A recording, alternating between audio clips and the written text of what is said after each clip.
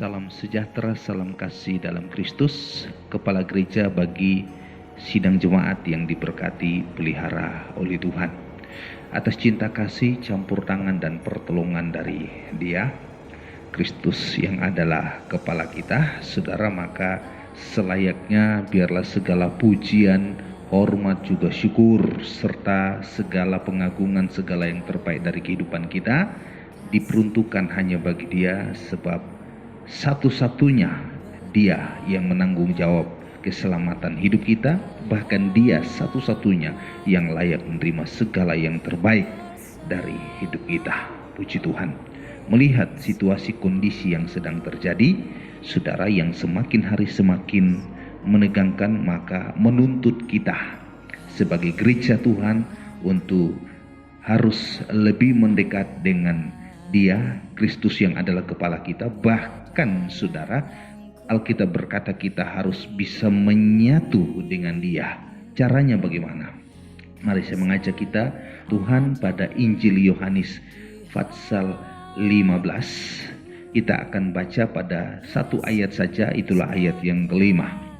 Demikian firman Tuhan, Akulah pokok anggur dan kamulah ranting-rantingnya. Ini kata Tuhan Yesus, kita ditempatkan sebagai ranting dari pokok anggur.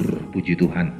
Barang siapa tinggal di dalam aku, saudara garis bawahi tinggal di dalam aku, ya, sekali lagi, barang siapa tinggal di dalam aku dan aku di dalam dia, ia berbuah banyak.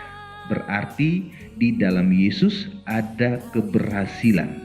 Puji Tuhan. Kelanjutannya, sebab di luar aku kamu tidak dapat berbuat apa-apa. Artinya bahwa di luar Yesus hanya ada kegagalan demi kegagalan. Dan Tuhan Yesus tidak mau kita gagal.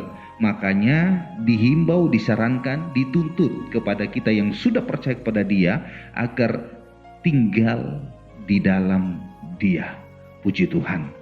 Mau tidak mau harus tinggal di dalam Dia sebagai orang Kristen yang percaya pada Tuhan Yesus, agar ada keberhasilan bukan kegagalan, saudara.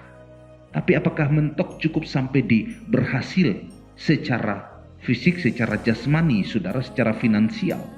Mentok cuma di situ, saudara? Saya berpikir tidak demikian. Yang lebih penting dari hidup kita adalah keberhasilan secara rohani. Apa itu keberhasilan secara rohani?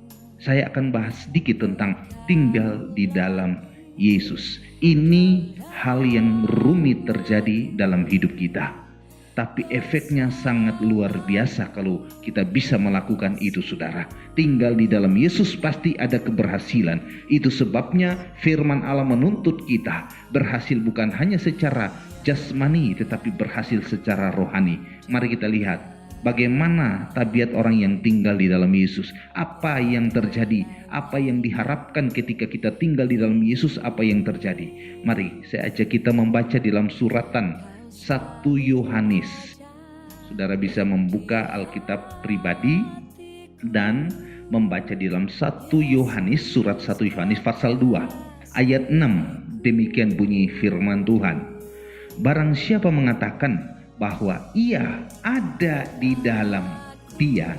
Jika ada seseorang berkata, misalnya saudara ataupun saya yang berkata, saya ada di dalam Yesus, sebagaimana kata ayat ini, barang siapa mengatakan bahwa ia ada di dalam Dia, itulah Yesus, maka perhatikan, ia wajib hidup sama seperti Kristus telah hidup. Yang tinggal di dalam Dia, yang melekat pada Dia yang adalah pokok, maka hidup pribadinya, hidup ranting itu, saudara, harus wajib hidup seperti Yesus itu hidup.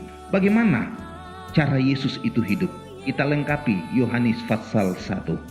Ya, Injil Yohanes pasal yang pertama, biar lebih jelas ayat 4 dan ayat 5. Perhatikan. Di dalam Dia ada hidup, dan hidup itu adalah terang manusia. Ayat 5, terang itu bercahaya di dalam kegelapan dan kegelapan itu tidak menguasainya. Simpel saja, saudara. Kalau kita menyatu dengan Dia, kita melekat pada pokok, wajib hidup sama seperti Dia. Bisa berhasil secara jasmani, tapi jauh lebih penting berhasil secara rohani. Apa itu berhasil secara rohani? tinggal di dalam Dia, melekat pada Dia, berhasil secara rohani adalah hidup di dalam terang firman Tuhan, hidup dalam terang Roh Kudus. Hidup ini diterangi dan menerangi kegelapan. Saya berpikir kebenaran firman yang kita terima saat ini cukup menjamin kehidupan kita, sehingga mau tidak mau di tengah situasi kondisi semacam ini, kita harus tidak cukup hanya datang mendekat kepada Dia, tapi jauh lebih penting harus menyatu dengan Dia, agar kita berhasil secara jasmani, secara ekonomi ada keberhasilan bukan kegagalan, secara rohani ada keberhasilan, kita hidup di dalam terang dan menerangi kegelapan di seputar di mana kita berada. Terima kasih, Tuhan memberkati kita semua.